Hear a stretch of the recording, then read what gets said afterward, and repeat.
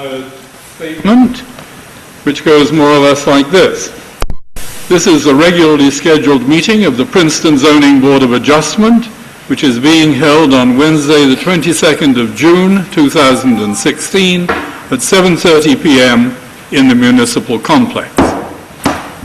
Pursuant of Section 13 of the Open Public Meetings Act, adequate notice of the time and place of this regular meeting has been provided by prominently displaying the schedule of regular meetings on the official notice board of the complex and by transmitting a copy of the schedule to the Princeton Packet, Town Topics, the Trenton Times, the Trentonian, and Comcast Cable of NJ, Inc. A copy was also filed with the Clerk of Princeton. Would you call the roll for us, please, Claudia? Yes. Ms. Clayton, Mr. Cohen, Ms. Colson, Mr. Floyd, Here. Ms. Rockstrom, Here. Ms. Suri, Here. Chairman Royce, Yes. Mr. Tenenbaum. Thank you. So we have the smallest quorum we can have this evening, I'm afraid. And what we've got is some busy work to do. We have to memorialize some things, and then we will come to the two cases that we have this evening. So the minutes and the memorializations have been circulated to us all. Let's take the minutes of the special meeting of February the 17th and see if any changes are required to those. If there's anyone in the audience to address those, they should do so now. If not, I'd like a motion to accept and a seconder for the motion, and we can vote on that.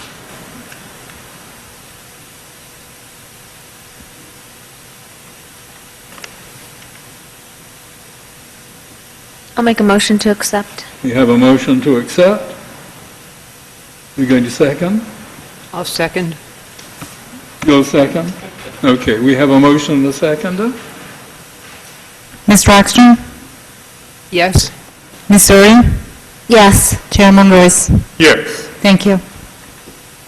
All right. The first of the resolutions is 16 Alexander Street, which carries the file number Z1616348V. This was a C variance and preservation plan. Are there any changes required to that? This was the carport. You can find out whether or not you can vote on it. I'll move. You want me to move on it? If you're allowed to, yes. I can.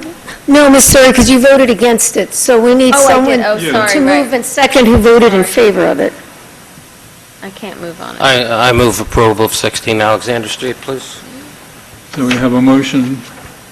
Do we have a seconder for the motion? I'll second. Okay, and you will, I will. if you can. Mr. Floyd, Yes. Ms. Rockstrom, Yes. Yes. Chairman Royce. The next one is 253 Moore Street with the file number Z1616357V. Again, a C variance case.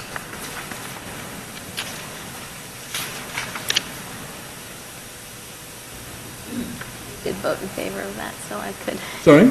I said I did vote in favor of this one. Well, you can propose that we accept it if it's acceptable. It's acceptable. I'll make a motion. I'll make a motion on it to accept it. Do we have a seconder to the motion? Second. He was second. Let him do it? Okay. All right, So would you- Mr. Floyd, Yes. Ms. Rockstrom, Yes. Ms. Suri, Yes. Chairman Royce. Yes. The next one of these is 30 Duran Avenue, which is the file number Z1616346V, and again, a C variance.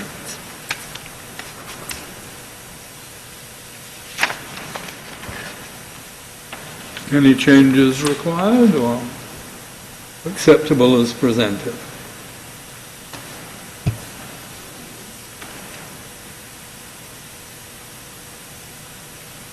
If there's no revisions, I move approval. I I move approval. I didn't Approval, hear yeah. any. Is there a seconder? I'll second it. So we have a motion and a seconder. Mr. Floyd? Yes. Ms. Rockstrom? Yes. Ms. Suri? Yes. Chairman Royce? Yes. And then 75 Cleveland Lane is the next case. That was Z161-317MS. And we got on the table today the modified version of that which was originally circulated to us. Are there any comments or changes required? Board members, I did receive a request from the applicant's attorney with respect to condition 5, which is at the bottom of, I believe it's at the bottom of page 6. What page is that? That would be the bottom of page 6. Bottom of page 6. It's Okay. condition 5, and the applicant's attorney had asked, could we add at the very end of that sentence the words, unless the approval is invalidated by a court of competent jurisdiction. And what they're trying to avoid is a situation in which if the variance, and there's still time for the variance to be challenged in court, if it were challenged, if a judge voided the approval, they still want to be able to go back to, remember, their subdivision of right. So that's why they're asking for that language. It would only come into play if the variance were challenged in court and if it were overturned. So I don't think they believe that's likely, but they're looking for this language, I guess, just as an additional layer of protection for them. And that's essentially the only change in Right. thinking that has That's been it. included. That's it. Okay. Thank you for that explanation. So with that, do we have a motion and a seconder? I'll make a motion to accept. We have a motion to accept as modified. The seconder? I'll second it. Mr. Floyd seconds. So, All right, Mr. Floyd? Yes. Ms. Rockstrom? Yes. Ms. Suri? Yes. Chairman Royce? yes. Good. Okay. So now we come to the two cases that we have this evening. Again, C variance requests. And the first one of these is the 145 Ridgeview Circle, which carries the case number Z1616-359V. And what I would like to do, if you get your case ready, is to ask Mr. Bridger to read into the record the essence of his memo to the board.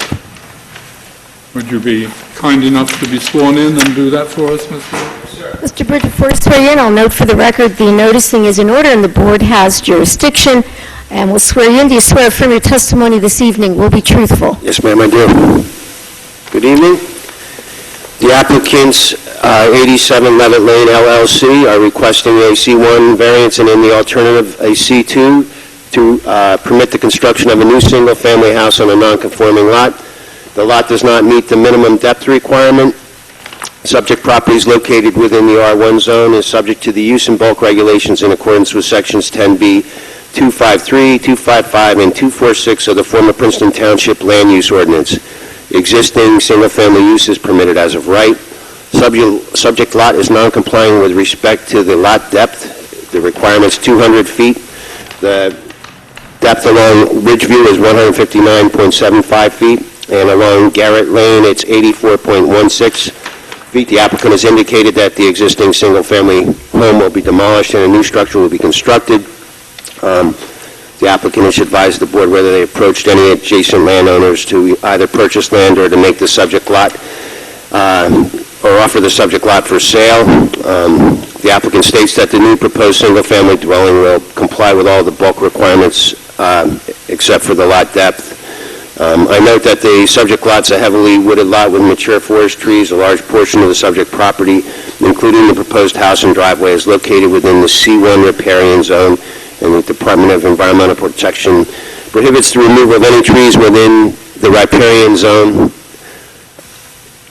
without approval by them. In the event the project requires removal of trees within this riparian zone, the applicant must obtain a flat hazard area individual permit prior to construction. The proposed circular driveway requires the removal of approximately 10 trees with calipers between 10 and 15 inches, all located within the C1. The applicant should consider an alternate plan that will not result in the removal of so many trees. If the board is inclined to approve this application, a condition requiring that all state DEP and municipal approvals be in place prior to the engineering review and the issuance of a zoning permit should be imposed. They've requested consideration under the C1 and in the alternative, a C2. If you have any questions, I'd be glad to address them. Do we have any questions for Mr. Bridger? Thank you, Mr. Bridger.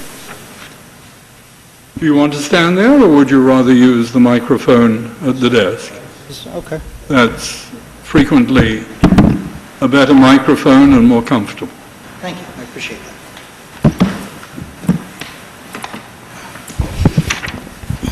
Good evening, ladies and gentlemen. My name is Joseph Consiglio. I'm the attorney for the applicant, 87 Leavitt Lane, LLC.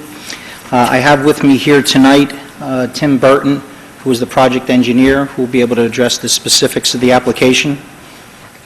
Architect, did I say engineer? I'm sorry, I apologize then. Also here is Jeffrey Moser. He's a representative of the owner.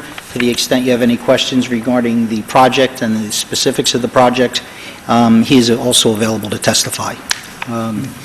As indicated, this application involves a variance request. We believe that both C1 and C2 are applicable. The only need for the variance is based upon the unique shape of the property. I think that's a very important point in that nothing that the owner or developer intends to do is causing the need for the variance. The need for the variance is based solely upon the specific shape of the lot, which does not meet the depth requirement of 200 feet. Clearly, if the variance is not granted, the property will not be able to be developed by the owner, thereby creating what I believe would be an undue hardship. I'd also like to point out that with regard to the positive and negative criterion required under the variance, I think those are both clearly met. The property as it exists right now, the home that is there is in a state of disrepair.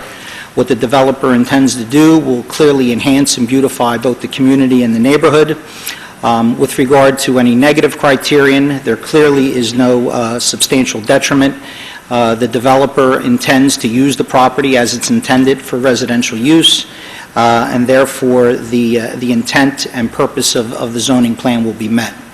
One of the issues which was also raised was the applicant's attempt to purchase land from the adjoining landowner to avoid the need for the variance. That was done. A letter was sent. I could represent to the board. A letter was sent. We've provided a copy of that letter.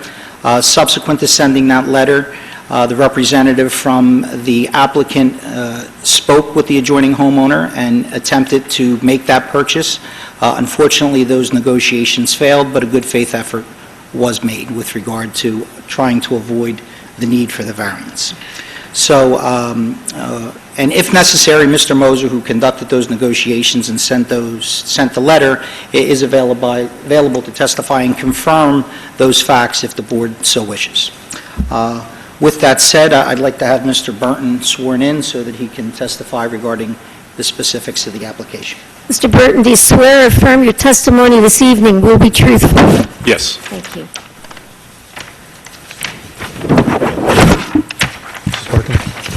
It's working. I'm going to turn this Move just... it out a little bit because it's difficult for those of us on the table who are the ones that have to look at it to actually see what's that? going on. Just for the members of the public that are here on the application as well. So I want to do this very quickly, and I wanted to cover 3 points. The first point is I really wanted... Mr. Burton, before you begin, Mr. Consiglio, do you just want to qualify Mr. Burton? I know he's come before the board before, but if you just want to indicate your qualifications again, Mr. Burton, your licenses, et cetera. I can do that. I'm a registered architect in the state of New Jersey for the last 33 years. My practice has been initially with a large firm, local. From there, I went into corporate facilities with such companies as AIG, Mercedes, and so forth, ending that up with a senior vice president position with Cigna, running their corporate real estate. From there, in 2008, I opened up my own local practice. I hold licenses in 8 states, and currently have been before the board several times. Based upon Mr. Burton's testimony, I'd ask to be accepted as an expert. I think he's acceptable, although he mumbles too much. Did I mumble? Yes. I'm sorry. Speak clearly into the microphone. I apologize. So those who are aged can understand what you say. I apologize. So this is Exhibit A1, and A1 is the area map of the Ridgeview Circle and part of Ridgeview Road, indicating the basic property lines in an R1 zone with the project site being in the middle. I would characterize the basic neighborhood as being larger homes and larger sites. We're at 2 acres plus, and that's not unusual for that area. The homes, as best I could tell, are somewhere in the range of 3,000 to 4,000 square feet on the average, some larger than that, some smaller than that. What we're proposing is a home with the first and second floor at around 4,800 to 4,900 square feet, less than the FAR would require. And the site itself, for orientation, the site is in a northerly direction on the long axis, or left to right to you, north being on the left. And the site drainage is to the south. There is a water course here on the other side of Garrett. The site is bounded by 2 roads, one a public and one a private, and hence we're here with the variance application because we're dealing with 2. On an irregular site, we're dealing with 2 lot depth issues. It's a heavily wooded site. On the site, as Joe had indicated, there is a existing house, not of any significance in terms of its style or size, or other than the fact that it's also very much in disrepair. The proposal is that we would put a house in what otherwise is a very narrow development zone where that house currently is because of broader issues associated with the water course and DEP issues. The architecture on the house... There's a garage on that piece of property as well by the house. There is 2 structures. There's a detached garage, yes. Yeah, and that will be removed as well as... Yes, it will be, yes. Okay. There's also some site improvements relative to hardscape, like a retaining wall. They'll also be removed. The architecture of the site is not unusual to the area. I would characterize it as a more traditional design. Again, it is approximately 4,800 to 4,900 square feet, in excess of 30 to 35 feet high relative to the ridge. The exterior elements are a hardy plank, which is a composite siding material, veneer stone, and also accents of trim and asphalt shingles, and also the PVC trim and the metal standing seam metal roofing for the accents on the smaller roofs. Windows are high performance, either a Pella or an Anderson, not unlike what we see typically in the area. Mr. Byrne, is that Exhibit A2? I'm sorry, yes, that is Exhibit A2, which is be characterized as the elevation, the front elevation. I'll mark these. And then lastly, to indicate that the reason for the application is, again, we are a corner lot. We have a frontage on Ridgeview Circle, and we have a frontage on Garrett. Now, if you look at the configuration of the site. It's a very unusual polygon, and by merit of those setback front yard depth requirements, we are in excess, we are beyond we are less than the 200 linear feet required for the lot depth on two back property line borders. And I think at that point, Joe, I think I'll turn it back to you. That concludes the initial presentation. I don't know if there are any specific questions or if there's any additional testimony you need with regard to the attempts to purchase the lot, if you'd like Mr. Moser to be sworn in. We have a letter that... There is, and in order to put that into the record, Okay. we'd need to have Mr. Moser sworn in. Okay. If you'd step up, Jeff.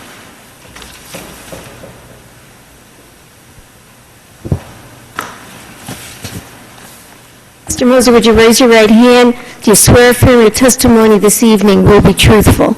I do. Thank you. What would be the next exhibit number, Karen? I think we're up to Exhibit A4. Okay.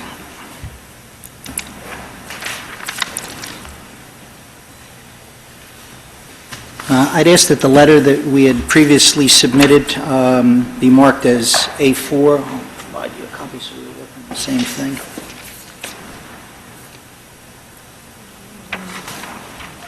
Okay.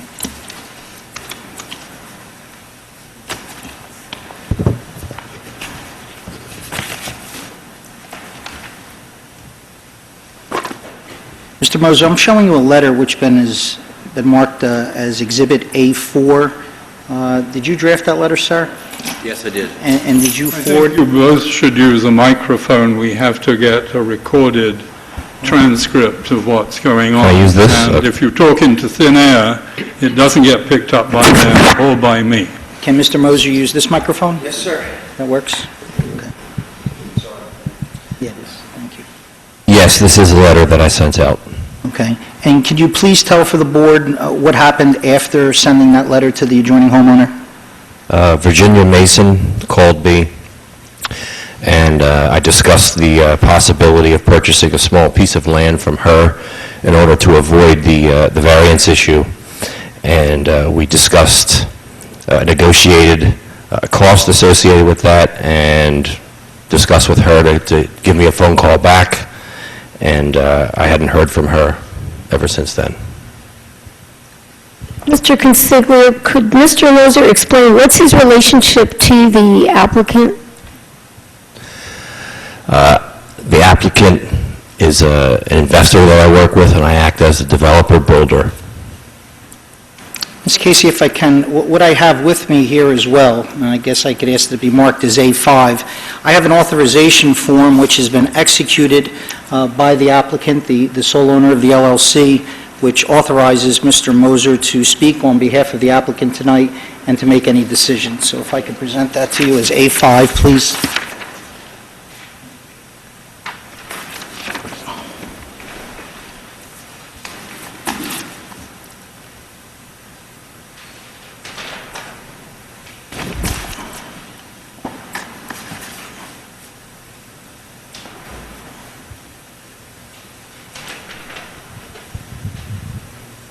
You have further points to make? I don't. If there's any other questions, again, either Mr. Burton or Mr. Moser would be more than happy to answer any specific Well, let's questions. address some of the trivial ones to begin with. There's a lot of trees on the property. As I drove around that area, I find that most of the houses in the region are very well screened by the trees on their lots. They don't stand out so that you can readily say, that's where they are. Perhaps you can address the issue of removing a significant amount of trees and in principle putting in a circular driveway in front of the house. What is that going to do about the visual impact of this property compared to others in the neighborhood? I believe Mr. Moser is the one most appropriate to speak to that, sir. He will speak to that. Yes, he will. Yes, I can answer that.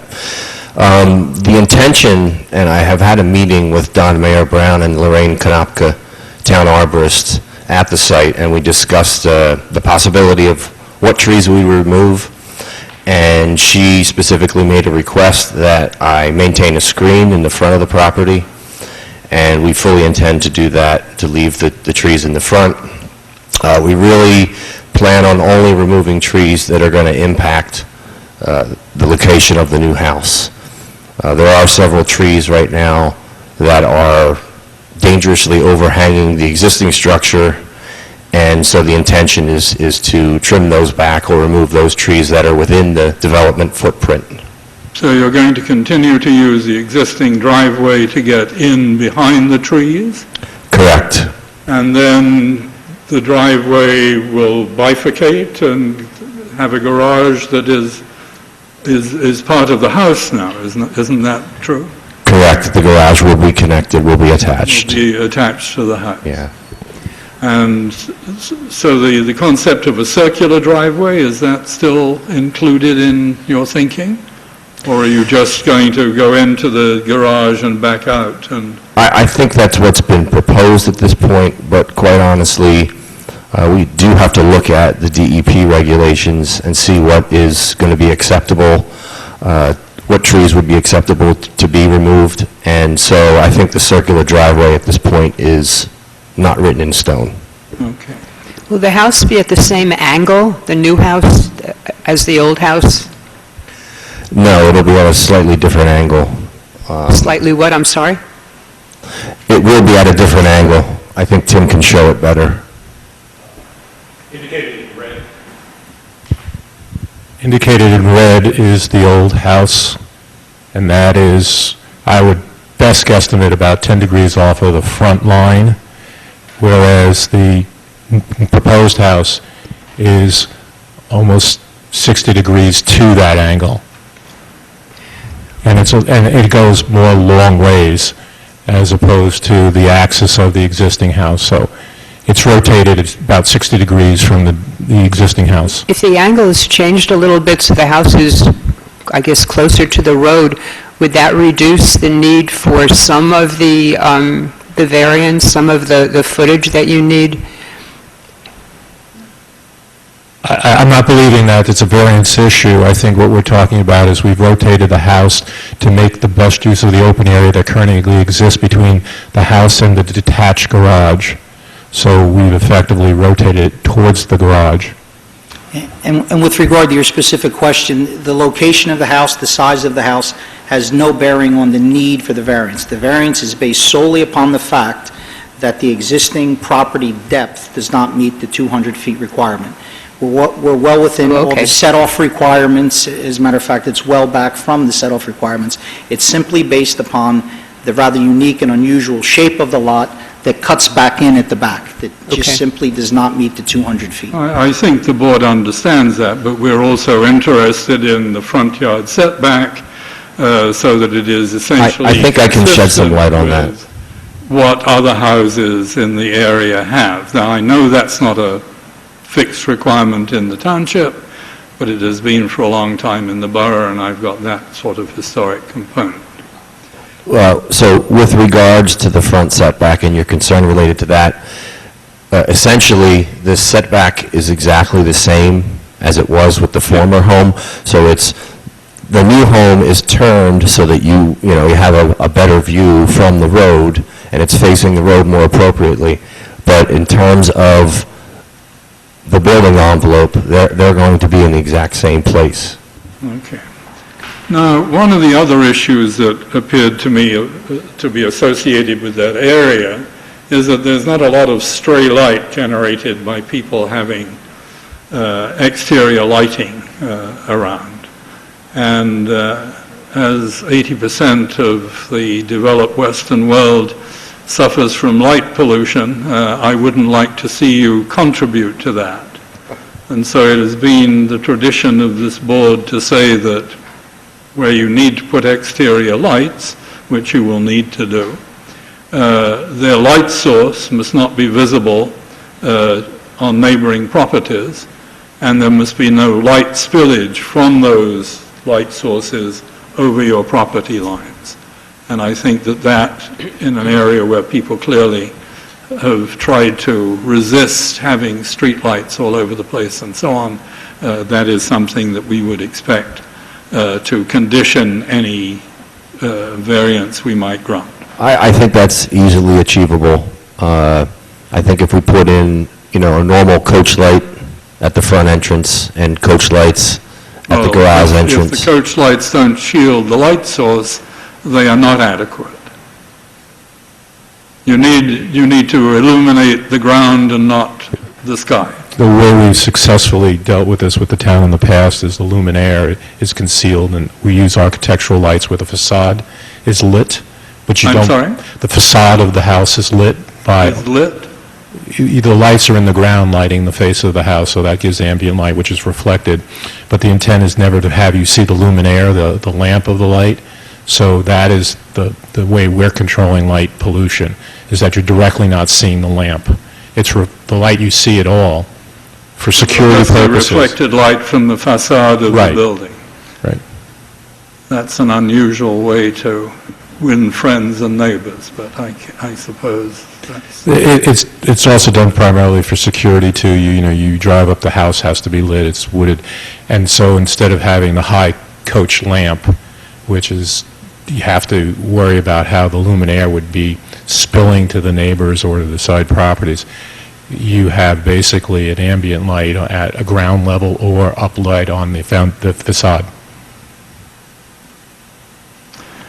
Okay, that's your pleasure, I suppose. But I shall still put in, if we grant a variance, the condition that no lights be seen and no light spillage over the property line. The drainage issue will be dealt with by the borough engineer, presumably, and this board has no concern for that. Yes, sir. And is there something special about this property? It's in the Department of Environmental Protection C1 riparian zone, where there's a 300-foot buffer zone, so you're limited in where you can build. Typically, you are permitted to build on what's called disturbed area, so that's part of the reason I'm assuming the applicant's putting the new house where the existing house and parking area and driveway is.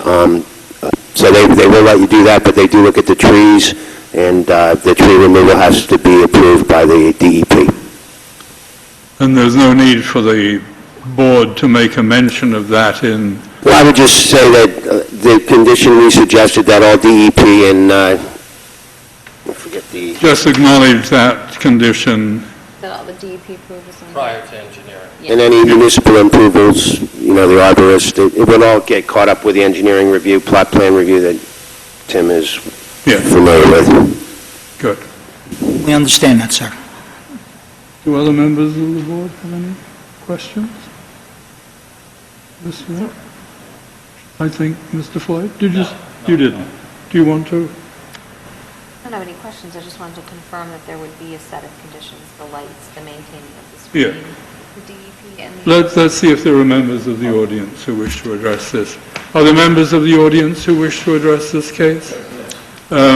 What I'd like to do is to take you in an orderly way. We'll provide a microphone at the dais, and you should identify yourself and be sworn by our attorney to tell the truth. My name is Mark Pollard. I live at 11 Garrett Lane. Sir, do you swear affirm your testimony this evening will be truthful? Completely. Thank you. I appreciate the presentation of the purchaser and the developer and the architect, and thank you for all your preparation. And I thank you members for serving on the board.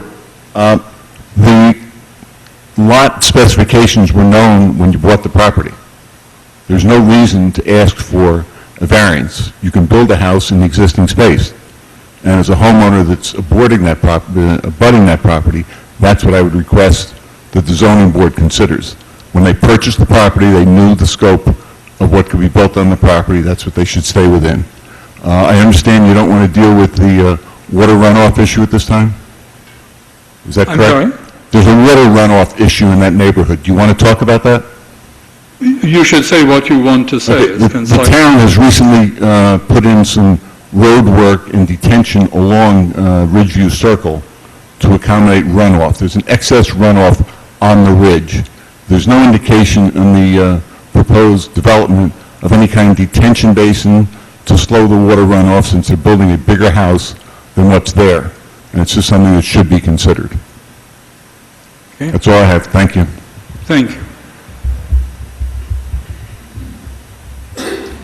My name is Grace Sinden. I also thank the board for your service. I have served on several boards and commissions in the town, and I realize it's a lot of work, so I appreciate your work.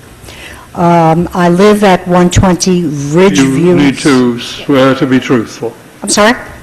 You need to swear... Yes, I swear to tell the truth. I usually do. But not always. I live at 120 Ridgeview Circle, across the street from 145 Ridgeview Circle, the property for which the variance is being requested. For 13 years, I served on the Princeton Environmental Commission, as well as the Princeton Health Commission. In addition, my employment at Princeton University as an environmental researcher focused on water issues. I was also employed by the New Jersey Department of Environmental Protection as a bureau chief. I'm retired quite a long time. My greatest concerns on this matter are, one, the size of the proposed house for which a variance is being sought is about twice as large as the houses on Ridgeview Circle and out of keeping with the neighborhood.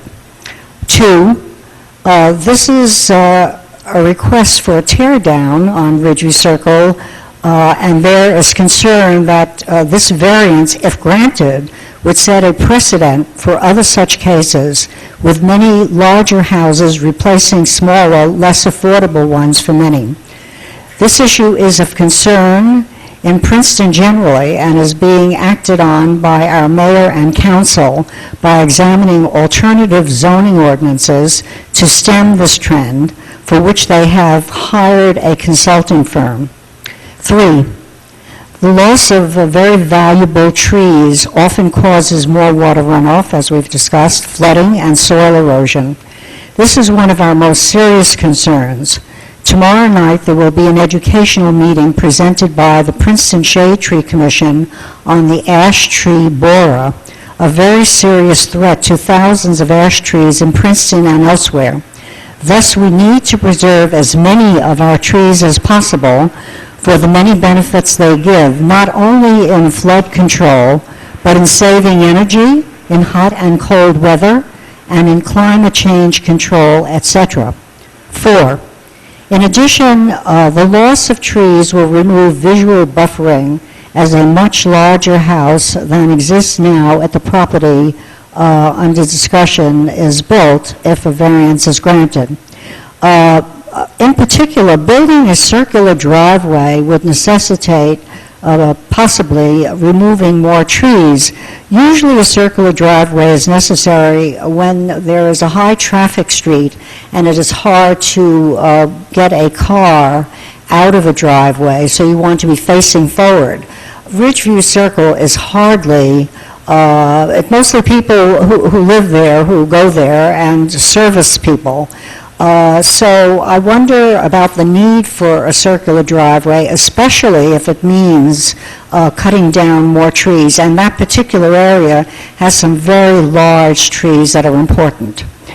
5, it has been my understanding and that of other residents that variances are given only in hardship cases. I and others do not feel this variance request meets that standard. Apparently, an experienced developer who has built in Princeton before purchased the property, speculating on reselling it, presumably with the knowledge that the lot did not meet zoning requirements. In any case, ignorance of the law is not an excuse, especially when forcing potential harm to surrounding neighbors. Thank you for your considerations of these concerns and others as you make your decision. Thank you very much. Thank you. Is there anyone else? Yes. Good evening. My name is Bauer Whittlesey. I live at 133 Ridgeview Circle, and I so swear. Great. I would like to endorse the previous statements of Mr. Pollard and Ms. Sinden, and I have just a few things to add, one of which is that a C1 and C2 variance requires that that the developer also has to show exceptional and undue hardship. And I think the point that's being raised about the fact that they bought this place knowing what the restrictions were does not, to my mind, raise undue hardship. It may raise very bad due diligence, or it may raise a situation where they're basically trying to ask the planning board to rescue their investment. I don't know. So that's sort of phase one. A bigger concern of my wife and I is that we are directly downslope from the proposed construction. Looking at the footprint on the map, it's going to be quite a bit larger footprint, a lot of impermeable. We've had to spend a fair amount of money on our own drainage system just to keep water from inundating our property, including wet basement, ice dams in the winter and on our driveway and into the street, and washing away our frontage on the street. Several times we've had to have it filled in. There doesn't seem to have been any real addressing of this, and I understand that it's being put off, but I certainly believe that if this variance is granted, that some very serious consideration should be given to how they're going to deal with the drainage so that my property is not harmed in any way. Let's see. Finally, and sort of in supplement to what Ms. Sinden was suggesting, they've said as part of their presentation that the house would be an enhancement of the area. I submit that that's simply a characterization or an opinion. Certainly from my view of the particular property, it is out of scale, both in height. I mean, it's almost twice the height of my house. It's twice the size of my house. It's a completely different architecture from any of the other houses that are on the circle. So I just think that this being out of character in the neighborhood is going to be a detriment to the neighborhood and not an enhancement, as I believe the architect indicated, or the lawyer indicated, was one of the reasons why this variance should be granted. And I think that pretty much covers it for me. Thank you. Thank you. Is there anyone else who wishes? Good.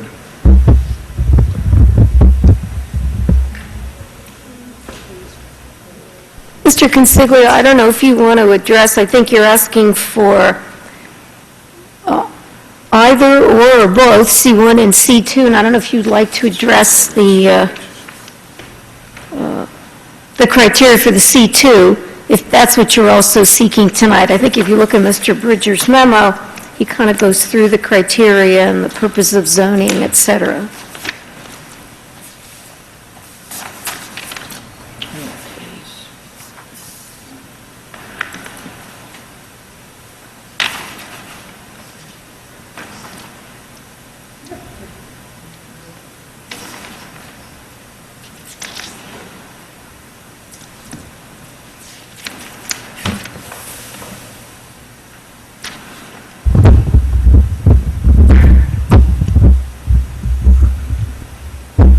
Is it appropriate to ask a procedural question?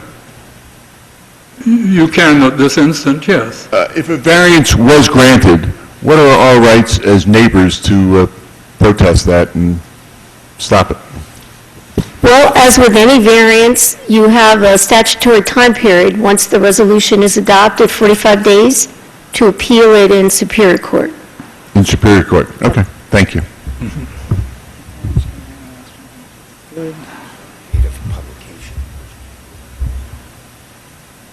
It's my understanding that you're asking for a C1 variance, isn't that the case? Yeah, or in the alternative C2. And you have made that on the one point that the lot does not have an appropriate depth.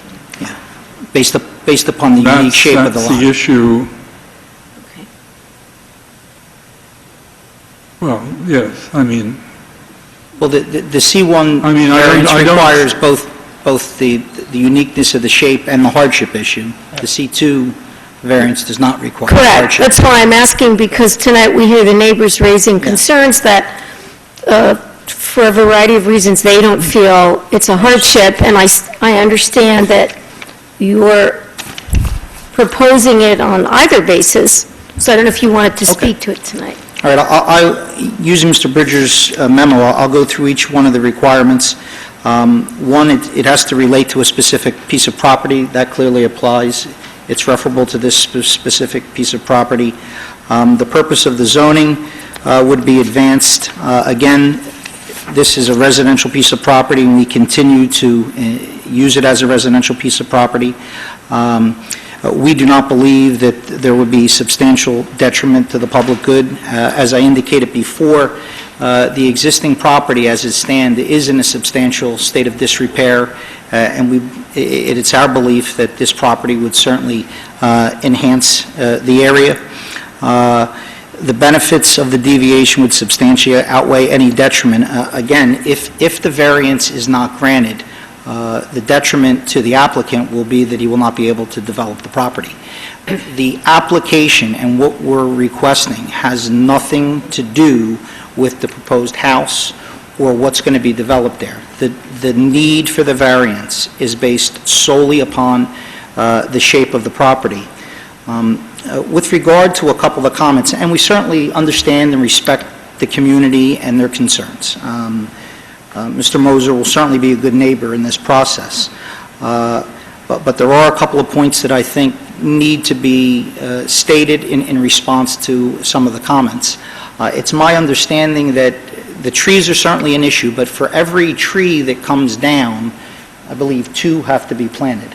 So if there's a concern that the removal of the trees in some way will affect, the drainage issue, again, for 1 down, 2 installed. So I don't believe that would be a concern. but you're going to put in different caliper trees rather than the big one. No, I understand.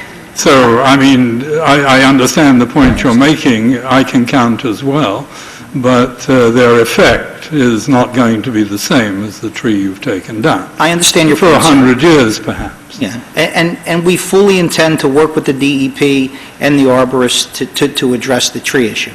Another point was raised, and I have to say it, that when the applicant purchased the property, there was, on the Princeton website, the ability to insert the block and lot and determine if the property was in fact compliant. And when Mr. Moser checked the Princeton website, and he can testify to this, and I think he probably should in light of the comments which have been raised regarding the hardship issue, and that the developer should have done its due diligence, and having not done his due diligence, now how can they claim hardship? Well, the fact of the matter is, at the time, the website indicated that it was a compliant lot, and it was only after the lot was purchased that Mr. Moser discovered that it was non-compliant, contrary to what was on the website. And if you would like him to testify to that, just to put that on the record, he certainly can do that, if you may. Go ahead, Mr. Moser. So typically when I think about purchasing a lot, the first thing that I do is to go to the township website, specifically the zoning website, and it has a zoning lookup page, and you can go and find any lot in the township and determine whether it is a compliant lot or not. And that's typically what I've used over the years to determine whether I'm going to purchase a lot. And that's, that's what I employed this time. And subsequently after, probably several months later, when I started to do my investigations with the town engineer and started to think about developing the lot, that's when it was discovered that the lot was not actually compliant. And that's when the 159.75 foot issue came up versus the 200 foot that's necessary. And we say that not to negate the need for the variance. We understand there is a need for a variance. We're only responding to an issue of whether or not the developer and the applicant did appropriate due diligence prior to purchasing the property. And with all due respect, I claim that, based upon the testimony of Mr. Moser, that efforts were made to determine if the lot was compliant prior to the time that the lot was purchased, and that's the sole purpose of the So what you're testimony. really saying is that you couldn't build, once you knock the other house down, any house on that piece of property without coming for a variance Yes, sir. because of the lot depth issue. That is our point, And that's sir. really the reason you're here. Yes, it is. Yeah. Yes, it is. I'm sorry. Sorry. No, are you, No, I'm, you're finished? Mhm. No, but I'm still confused. I have two questions, and one is on the one that Mr. Royce was just asking about. What you're saying is even if the house were smaller, you would still need a variance? Yes, Yeah, ma'am. please explain that. Can I speak to the... Any house Yes, you that could would build a be... 9,470 square foot house on that lot, as of Any right. house that would replace the current Right. structure would require a variance? Yes, ma'am. Yes, ma'am. Okay. I have another question. I'm confused about the issue with the trees. I did look at the property and the house, and I was struck by the very poor condition of the roof of the current house. And the trees are there. I'm just, again, I'm not an engineer, so I'm not clear on the difference removing those trees would make to the roof of a new house. Again, I can't really speak to that, but... Well, during the course of demolition and development of the property and building the new home, you typically have an area of disturbance. And, as you know, you can imagine machines have to be brought in order to do digging and whatnot. So sometimes it's a detriment to the existing trees if you're building a new home and you're affecting the existing root structures, and you may have a pretty tree for a year or two, but then you may have a tree that basically dies off and branches start to fall off and ultimately affects the new house. So that's really, one point of why, some of the surrounding trees would need to be removed, because there's a couple of them that are literally growing right up against the house. And you spoke about the condition of the roof, and that's basically what you see there are branches that are coming down from those trees and falling onto the existing house. And again, Mr. Moser and the applicant are cognizant of the tree issue. They're respectful of it. They've already been in touch with the Department of Environmental Protection and the local arborist to address that tree issue. So I think that's important to note for the board. The last point of the C2 ordinance is that the variance will not substantially impair the intent or purpose of the plan or the ordinance. Again, the lot is already zoned residential. We do not intend to try to change the use of the property. We think that by building a home, we're in keeping with the plan and the ordinance. And therefore, the criterion which have been set forth in the memo, we think have been met, and that's why the application was made based upon C1 or any alternative C2, sir. I think if I follow what you're saying, that the removal of those trees would not necessarily affect the new house, but it sounds from what the members of the public have been saying that it could very well, that the removal of those trees could affect their homes and the other properties in the neighborhood. this is a water issue, I believe, that it was raised in that context. And the town engineer has a responsibility for seeing that drainage from that site does not, in fact, go on to other properties in the neighborhood. And I suspect the tree issue is also dealt with in that wetland context as well, no? Well, the tree issue would be dealt with, the DEP is going to have to approve any individual tree removal. The arborist will also look at the tree removal. The plot plan checklist requirement with the engineering review of the drainage system requires that tree protection be put up at the site, that all the downspouts be collected, drainage from the impervious surfaces be collected. They'll have to come up with a program, either a dry well or some sort of system to retain the water on the site with engineering calcs. And I would just ask the applicant, I mean, if you look at this neighborhood, as Barry said, and as some of the neighbors have said, the houses are nestled in the trees, and I'd just like to hear a little bit more about the circular driveway. Is that still on the table? There's a lot of trees, there's probably 10 trees being removed there. I don't know if it's necessary, if it's just a design element, but if you could maintain more trees to kind of create that mature forested feeling that's in the neighborhood now, I think it would help the neighbors and the board. And, you know, there's a big discussion now about neighborhood character, and that's an important character defining part of this neighborhood. So if you could just address that, I think it would help the board and the public.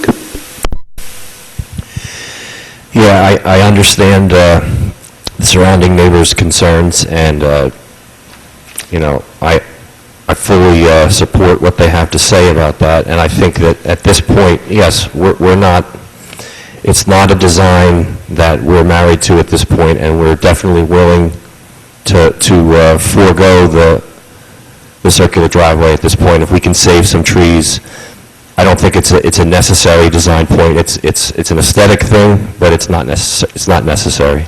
Can I ask a question, Jeff? Is it possible that the circular driveway could be shifted and still maintain some of the trees? Is that a possible alternative? That probably, by looking at the drawings, probably is an alternative, but I would really have to discuss that with Tim to figure out, you know, if that would work with the massing of the house. And, yeah, I mean, Tim just said that we could make it work, but again, I'm not married to a circular driveway. That was not one of the design features of this house that we had to have, and I think we can live without it. You want to make another comment, apparently.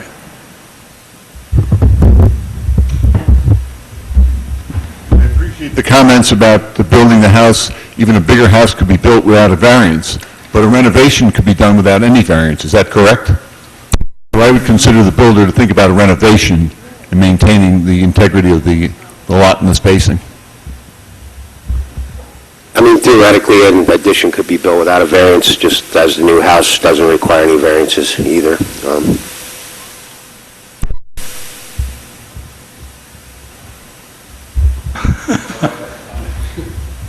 Hi, I'm Elizabeth Whittlesey. I live at 133 Ridgeview Circle, across Garrett Lane from the You're going to property. swear to be truthful. I do. Number one, they keep mentioning that it's a property with a derelict home. They bought the property close to 2 years ago, and the present owner, the previous owner, moved out. They have done nothing on the property. They didn't clean it, they didn't shovel it, they didn't do anything. And if the property is now derelict, it's because they have basically abandoned it for 2 years. And we all have worried about whether it might just catch fire. Okay. Number two, there is a drainage easement that goes from this property across Garrett Lane into a ditch that runs the width of our backyard, and another drainage that comes down into our front yard. Putting in more impervious surface causes us a great deal of anxiety. The ridge already is not made up of dirt. It is not dirt. It is clay. It is rock. Water does not sink in. Water runs off. And anytime you take up the plantings, you make the water run off further. Third, they talk about the only trees that would come out would be the driveway and those hanging over the house. The present house is 1 story. The garage is 1 story. The trees rise up over it with branches over it. As soon as you put what did they say, a 30-foot-high building there, you're running into a lot of branches and a lot of trees. And if you take out all the trees where the branches are going to overhang this house, you're going to have a house in the middle of a lawn. And the entire neighborhood is not very keen on this, that within the stipulations, it would be very possible to be taking out a significant number of trees. This is a heavily treed lot. It's probably got more trees than ours does. And unless you're willing to maneuver your equipment on the driveway and maneuver it around in order to build things, you're going to have to do a lot of cutting. And nothing you say will convince us differently. Thank you. Thank you. Let me just make a comment that I tried to make earlier. The zoning board has no control over the design of houses that are based on a piece of property. This piece of property is undersized from the viewpoint of the zone in which it sits, and we're being requested to grant a variance recognizing the lot depth issue, and so that the property can be used. Anything that we would put on that property, be it a potting shed or a humongous offensive house, would have to come in for a variance. The issues that you've raised are important issues that are dealt with by other people in the municipality, the town engineer and the people responsible for the environment and that sort of thing. And all the board can do, if it grants a variance, is to condition the variance with certain things which concern it. And as I have implied, if we get a motion to approve this request for a C variance, I would expect it to carry a condition which talks about exterior lighting. The comments that have been made worry me, but all we can do is to say, when you put exterior lights on the building, which you have to do, they will not be visible, the source of light will not be visible from off the property, and there will be no light spillage over the property. We have always conditioned properties like this with the observation, which is actually taken care of by the town engineer, that there shall be no runoff of surface water or water from the property onto neighboring properties. The dry well issue raised by Mr. Bridger and so on would be needed to take care of that sort of thing. But apart from that, the board has got no capability. I think it would be very hard for us to argue that we can deny the variance request just on the basis that the guy should have known he was buying a small lot before he bought it, although that's a plausible thought. And as I've tried to say on the last 5 or 6 zoning board meetings, the people that you really have to go to and try and get to deal with these issues about the appropriateness of sizes of houses on properties which are being developed is really the council. The members of council are the people who make the ordinances, and all we try and do is to adjudicate on the basis of those ordinances. So I would persuade you, whatever the outcome this evening, is to make your positions clear to the mayor and council. We have not yet had an open public meeting, to my knowledge, where the public has had a chance to address these type of global issues. Am I correct on that? Has there been a possibility? They're in process. There's going to be neighborhood meetings and public meetings as part of the consultants group to look at potential changes to the existing land use ordinances. So nothing has yet been formally done about that? That's correct. So you have to make your inputs to the mayor and council. We are not the people. I think another point It's not like the town, declared a moratorium on applications. They didn't stop applications from coming here under the current zoning ordinance, which is what we go by. Yeah. Now, I do have a question for the applicant. You've heard concerns about water runoff. Are you doing anything over and above what's required that could give some, comfort or? We will work within the engineering department within the township, and they will want us to design something that's going to appropriately handle all of the impervious watershed. And considering the site, yes, it's more than likely that we're going to need some kind of detention basin. And then, in regards to the concern about taking any trees down and increasing the amount of watershed onto other properties, obviously, as Mr. Consiglio stated, we will be planting trees. For every tree that we take down, we install 2. I understand your comment, Mr. Royce, that it's a smaller caliper tree. Obviously, we can't put 100-year-old trees in. And we are, the plan is to install a generous landscape package for the house also, which will also help with absorbing some of that water runoff. But from the roof itself, there will be effectively 0 water runoff that could go to other people's property. So you're really looking at the water that runs over the land. And I think that we can handle that with a good landscape package and an increased number of trees in the area.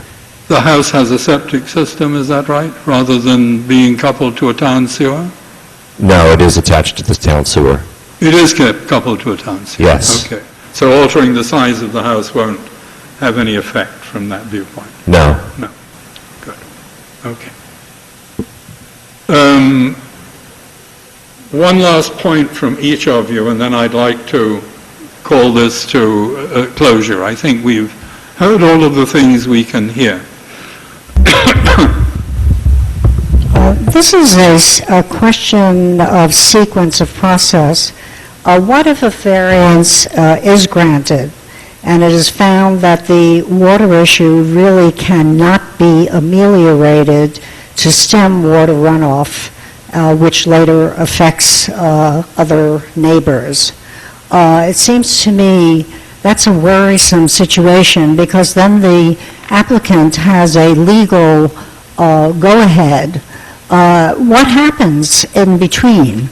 It would seem to me that all these things should be settled first before a variance is given, but apparently that's not the way it works. Any drainage has to be approved by the town engineer.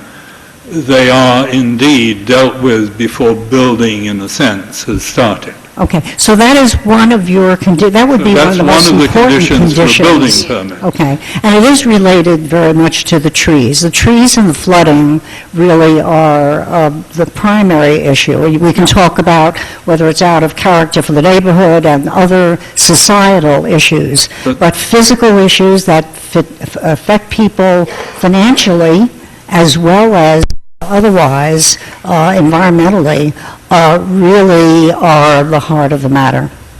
Yeah. Thank you. You had a point. Yeah, I would just like to clarify a little bit, because I think you're misunderstanding. Can you use the microphone? I'm sorry. I'd just like to clarify, because I think from your comments, I think you were misunderstanding a little bit where my point was. I mean, basically, one of the conditions that has to be met in order for you to grant the variance is that they have to show exceptional and undue hardship, and that's true whether it's a C1 or a C2. And here, in effect, my due diligence point was they have a self-created hardship. Not a C. No, that's not true. not The lot true. is an undersized lot, and that is the hardship. It's deficient with lot depth. It meets the size, but it does not meet the required lot depth. Well, I mean, it's, Renovation. whatever renovation is done on the property, they would need to come here and get a variance. So the need for, right, isn't that correct? Absolutely.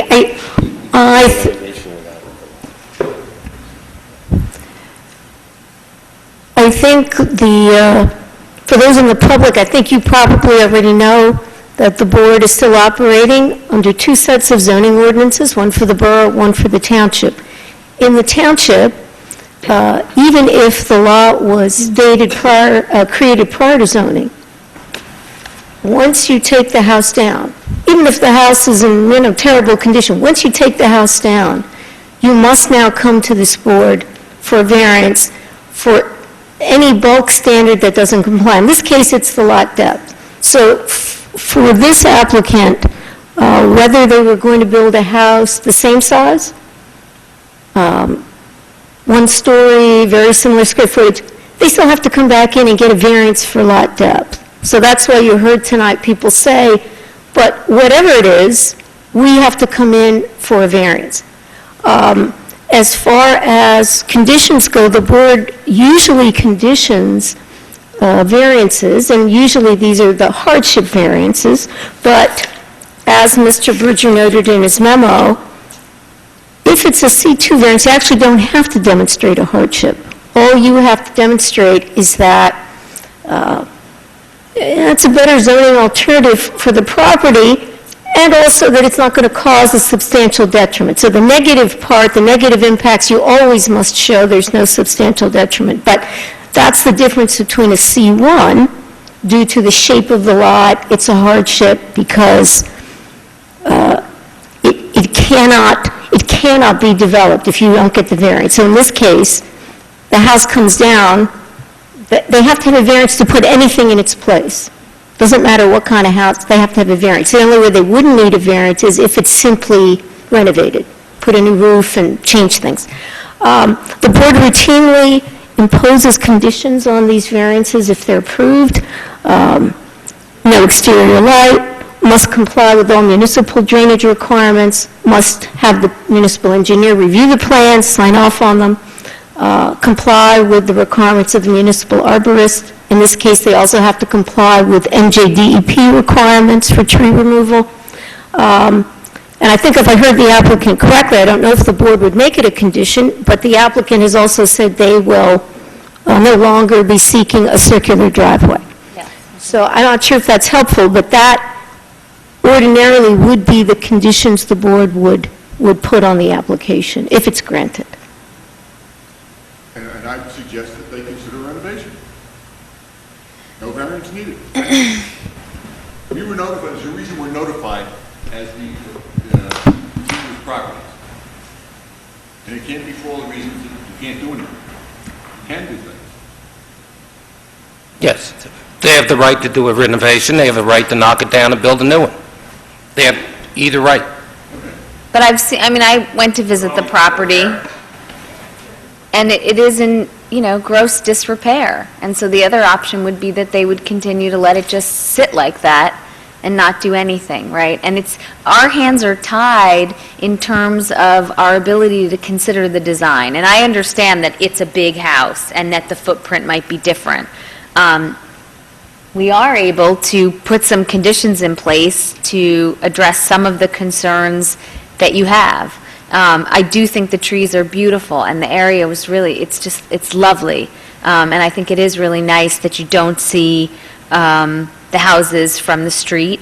I think Chairman Royce's concerns about the light, particularly in that area where it probably is wooded and dark and nice, would be another condition that would be worth considering. And it sounds like the applicant has said that he would be open to a condition that you maintain a screen so that there is not any, or as little visibility as possible. It sounds like, are you also getting rid of Yes. the circular driveway? Yes, we will forego the circular driveway. I mean, you'll have to meet with whatever approvals the state DEP has. That's going to be a condition whether or not we were to include that. I mean, you're going to have to do that, and so hopefully they will be able to address all of the, water issues. I would, like to see you try to remove as few trees as possible, and I know you've raised the point that you're going to plant 2 for 1. We've already gone over the fact that, yes, great, the numbers are there, but you're not going to be able to replace what's already there. And the trees that are there are big and beautiful, and, the new trees that you plant are not going to be the same thing as what you're removing. So those would be, my areas of concern. But, and to the residents that came out, I think it's wonderful that you came out, and I would be concerned if I lived there, but the issue is that you're asking us to do things that are not appropriate for us to do. And we keep seeing more and more residents, and I can't wonder why you all don't get together and go down and talk to council. But we don't, we have to sort of look at the facts, and if they meet the conditions, we have to consider granting them the variance. And I think the issue here is that there would be, no matter what house they build, I understand this is a big house and you would prefer something smaller, but even if they came in here with a smaller home, they'd still be requesting a variance. Nothing can be built. Again, the only thing that could be done is a renovation of the existing property that's there, and I saw it. It's not really it's not really renovatable. That's the bottom line. It's a mess, and I think one of the residents has already said the property isn't looking so great. So while this isn't ideal, hopefully we can impose conditions that will make you comfortable and get on with it. Good. Presumably, you don't have anything further to say to us. No, I'd just like to thank the ladies and gentlemen of the board, as well as the board attorney and the zoning officer for your time and consideration. So we will go into executive decision-making at this point. Thank you, sir. So, I think we've discussed it enough, so what is your pleasure? My pleasure is to approve it with certain conditions. We have to Multiple conditions. accept a C1 I think it, and condition it. well, we could accept it as a, yeah, I mean, I do think The it's, C1 is the most appropriate. Well, I mean, the C1 reflects the shape of the property, which means it's not compliant with lot depth. C2 does not require any demonstration of a strange lot shape. Instead, it would require you to find that it's advancing the purposes of zoning. As Mr. Bridger has in his memo, there are a variety of purposes that could be advanced, appropriate use of the property. I mean, I won't read them, but the C2 is an alternative to saying... But it seems to me that the real request is based on a lot depth, which is I think that's more C1 correct. than anything else, and I think believe we it's- should condition that with the exterior lighting, the runoff, and the DED... maintenance of a screen and as maintenance the of tree removal of thing, as few trees as and possible. that is as good as we, as a board, can do. And no circular driveway. No circular And driveway. they have agreed not to put a circular driveway in, and to maintain significant screening of the house vis-à-vis the street.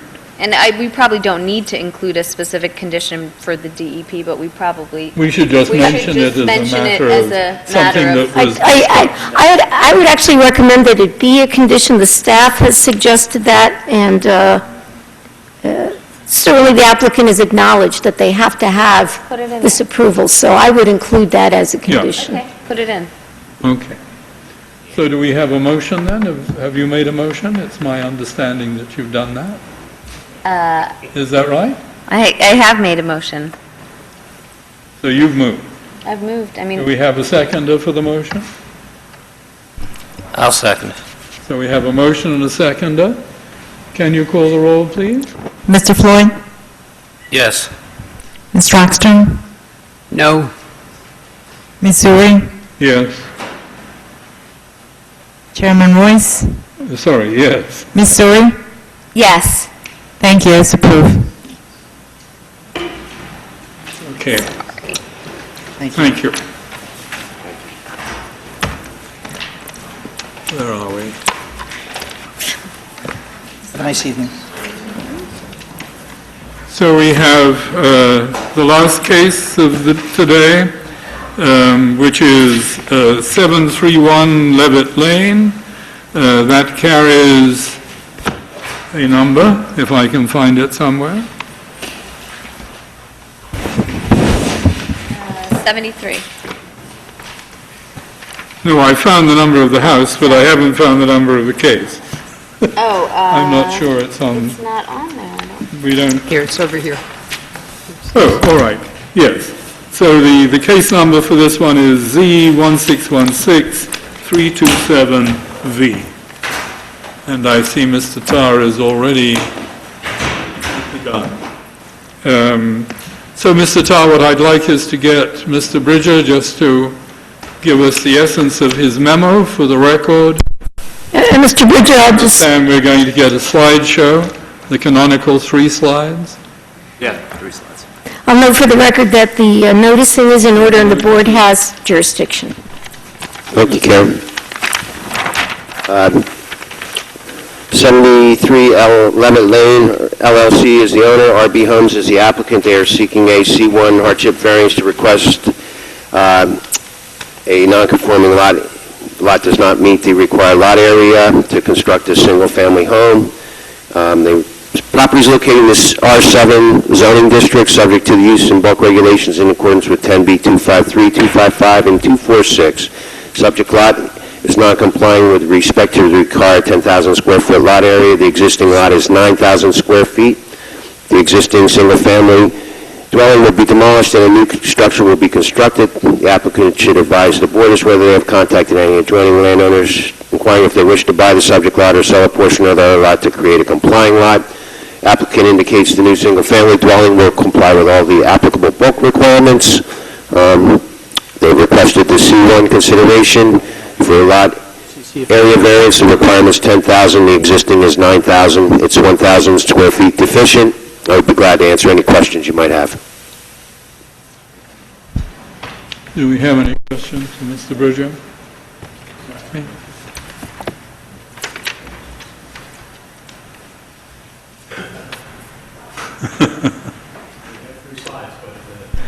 We're having May just... take 3 hours. Well, there's just a mechanical issue.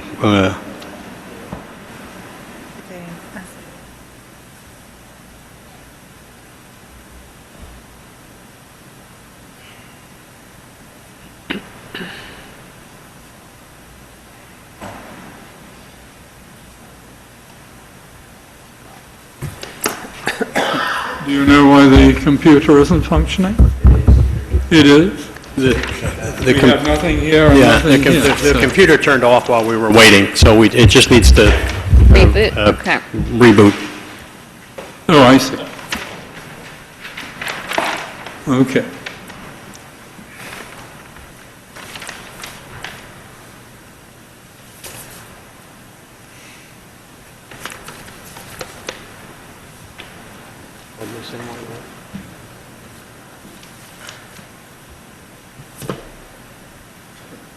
I got an Apple, but I need that plug. I didn't bring the plug in.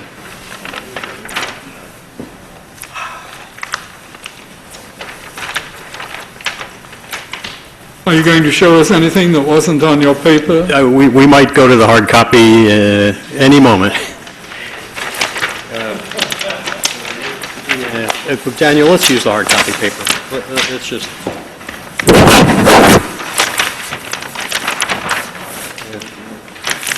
We all have a single piece of paper Right. which shows, I believe, all of the things. Dan, let's just, can we borrow your plans here, Derek? What happened? Presentation on that. Okay. Do you have the adapter that? Yeah, no, it's don't worry about it. It's not here. It's not going to work. Okay.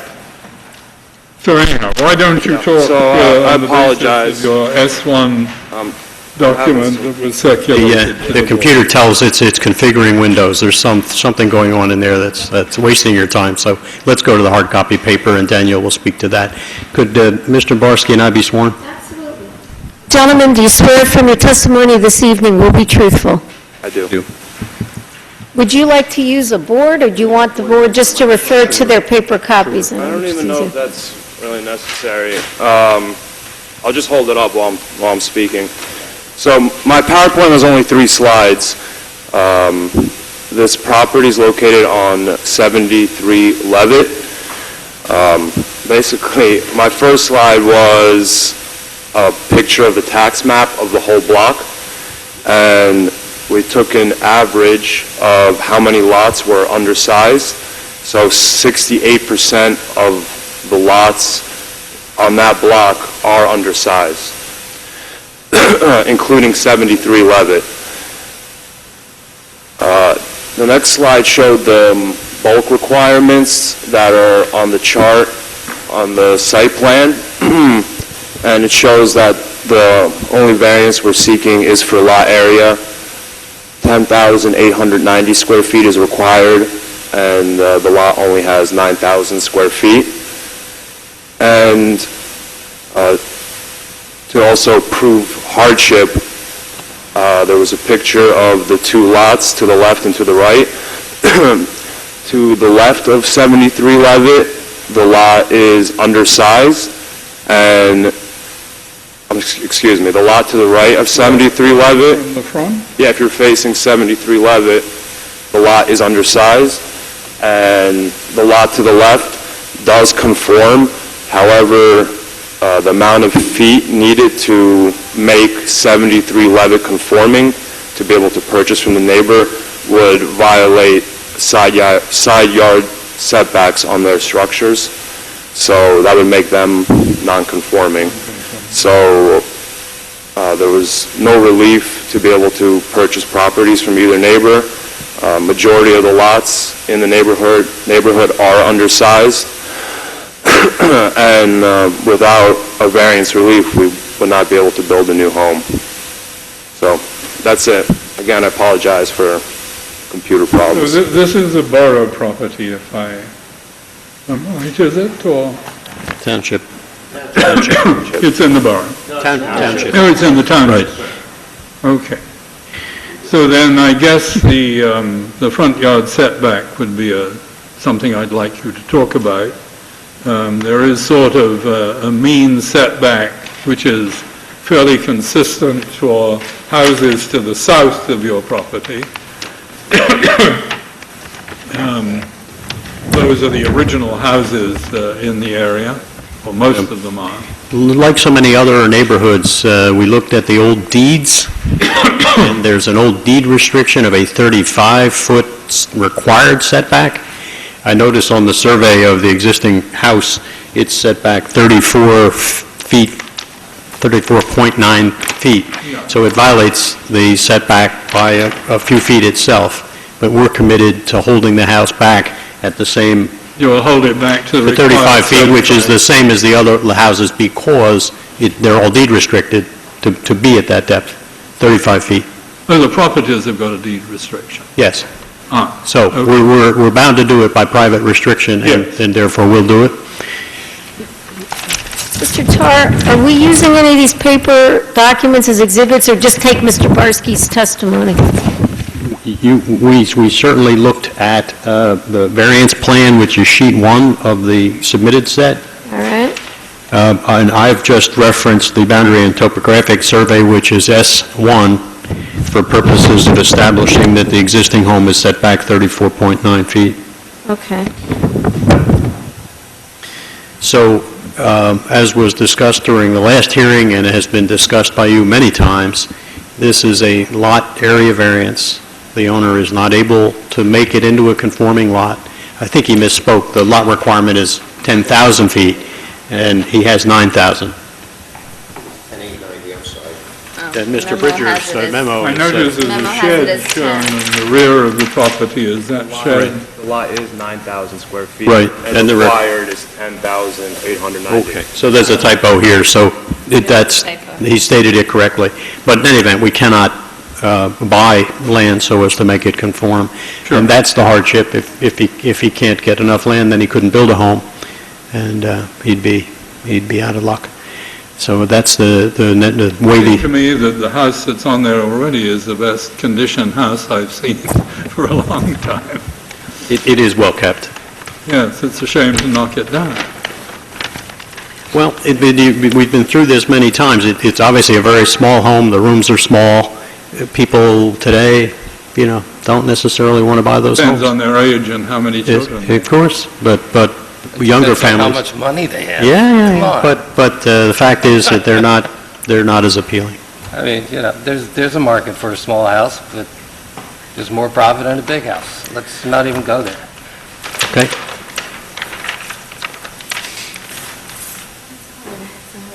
I mean, I went to see the house, and it is in good condition, and the houses, they're sort of a mix on the block. Everything to the left is big and huge and not very fitting in the And neighborhood. those are properties that were knocked down and rebuilt. Correct. So there already seems to be this huge taking of the And neighborhood. the alligator is going down the street. It is, Absolutely. the alligator is going down the street. But I just also, this house happens to be next to two small homes, so it's really going to be quite disruptive to the other ones are at the corner. I was going to say, the other ones, I was looking at the larger houses at the corners, and they're large, and the lots are small, but you don't get the sense of containment because it's at the corner, whereas my associate is saying that this particular house is sitting in the middle of the block, or in the middle of it's in the middle of properties that are of a similar, smaller size, and you don't have the advantage of the corner to give more of space at all. The lot next door is 2,600 square feet, the house. Yeah, I think both of the houses to the left, the one on the corner is brand new and large, and the one next in is of a larger size. And so as was mentioned, going down the hill to the right, some of them are smaller, some of them are larger. There is a mix along that street for sure. But I do think the corner makes a difference. I know there's one house under construction across the road. Across the way, right. And that is quite large. I mean, I took time to really look at these houses, and, I'll stand by what I just said, that there is an advantage, not a great advantage, but there is an advantage if it's at the corner, but where it's interior. Two front yard setbacks on the corner, that's not... Right. But it allows for more apparent yard, I get your point. Although that one across the street is set very high. Yes. But it's mounded up, so And that's they an odd... rounded the dirt up so Right. that it doesn't look that way. And the planning board, certainly in its approvals, has been talking about not changing the elevation from the existing grade by more than a foot, things of that sort. So you have to acknowledge the existing topography and characteristics in building a home. So you are saying that whatever you put on this property will comply with all the existing deed Requirements. restrictions and ordinances of the Public town? and private restrictions and zoning. And you're going to preserve some of the lawn so that there's enough room for people to sit out there and As the ordinance, bask in the sun. as the ordinance requires. Is there anyone in the audience who wishes to speak to this? You need to give us your name, swear to be truthful, I'd like to get a microphone. and hope the microphone works. Someone want to help me? Mr. Bridger will... Thank you. Yeah, my name is Karen Longo Baldwin. I am the owner of 140 Snowden Lane, and I managed to pick up the letter from the Princeton Post Office in West Windsor today.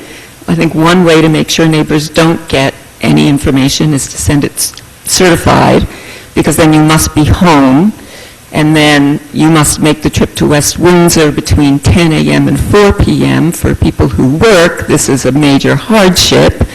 But today I did manage to get the letter. This was a comment I had wanted to make another time. Ma'am, before you proceed, just need to ask you, swear or affirm testimony this evening will be truthful? I'm sorry, I apologize. No problem. Thank My you. testimony will be truthful. I think that you have all observed what's already been happening on Leavitt Lane, on Franklin, and now, unfortunately, near my house on Snowden. I do want to testify that I understand that it's the township engineer's responsibility to make sure that there are no drainage issues. I will tell you, after every single house that's been built up that hill from my house, there have been serious drainage issues despite planning efforts. You've had changes in the water flow on your Yes, property? that have caused considerable angst among neighbors and a lot of unhappiness. So I would just like to give you that feedback. Secondly, yes, this house is in very lovely condition. When the one that was one house away from me on Snowden was torn down. It was in dreadful condition because the owner had not maintained it. And so there was little to say other than that, yes, that house needed to come down. And of course, now we have an unsightly, out-of-character, modern house on our street. So I just want to say, it seems a shame to me. I know people who have wanted to downsize in Princeton, wanted a smaller house, wanted a house with perhaps a bedroom on the first floor, and those houses never become available because they get torn down and much larger structures get built before anyone can come in and buy them. I suppose the hardship in this case is that someone won't make quite as much money as they could if they sold that house as it is. So those were my comments. Thank you. Thank you very much.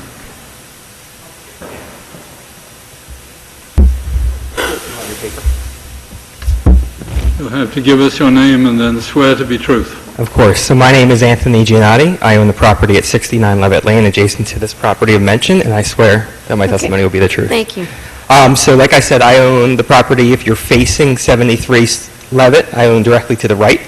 As we talk about renovation, our house was chosen to be renovated instead of torn down, so we've successfully renovated the house by keeping the exterior appearance the same. I guess the couple of things that I wanted to mention is there were community members who wished to purchase the house as is. Margaret, who lives there, is 92. She's the original owner.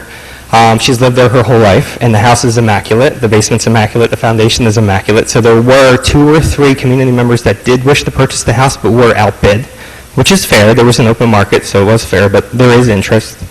I also like to echo the comment by the previous speaker that drainage issues in that area are a major concern. I've incurred significant expense protecting my house from drainage. If you notice at 73 Leavitt, every time it rains, her sump pump runs for at least 1 or 2 days. So there's surface water as well as groundwater. There's anecdotal reports of an underground stream running through this whole area.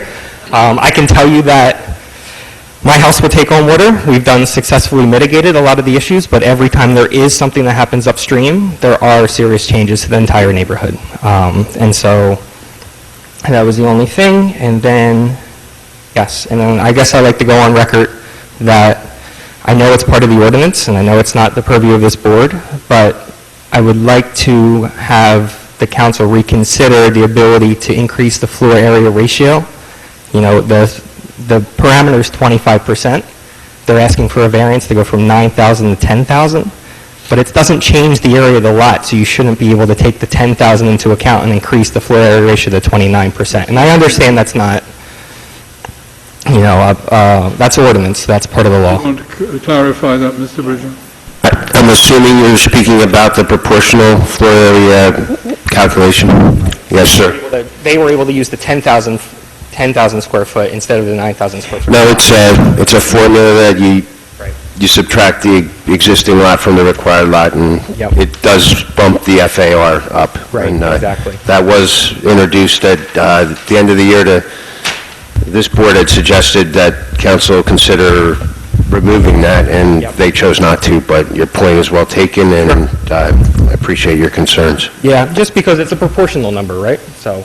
No, it's, if you're concerned about the size of houses, it's an issue, but. So thank you for your time. Appreciate it. Thank you. Yeah. Anyone else who wishes to address it? Maybe I can just take a moment, maybe to So why don't you? Yeah, just to put maybe the neighbors at ease a little bit. Regarding water runoff, practically on every house where we have stormwater accessible, and on this lot we do, the engineering department asks us to tie the leader drains from the gutters underground directly to the stormwater. In addition, on our own accord, we always tie the sump pump into the stormwater as well, understanding that Princeton has a high water table, the sump pump discharges a lot of water, starts to flood the lot that it's on and the neighbor's lot.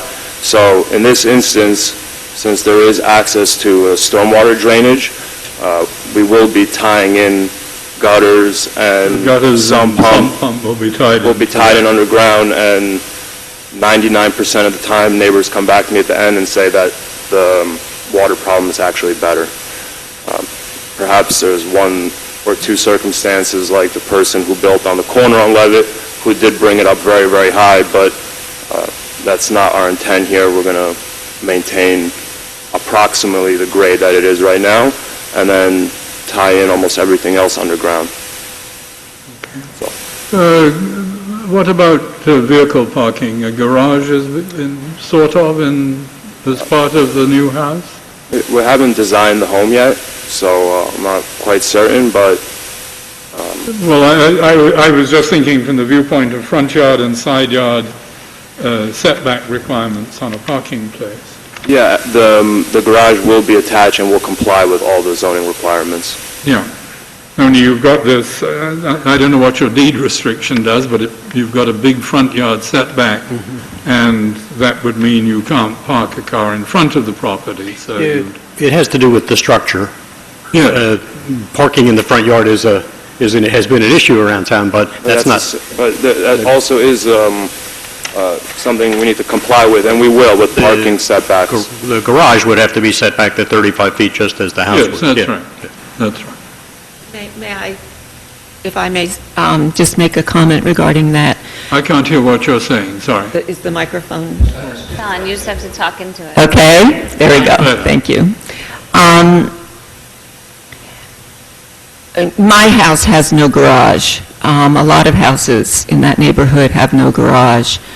And because the lots are small, the garage then gets inserted into the house and forces a design that many of us find unattractive.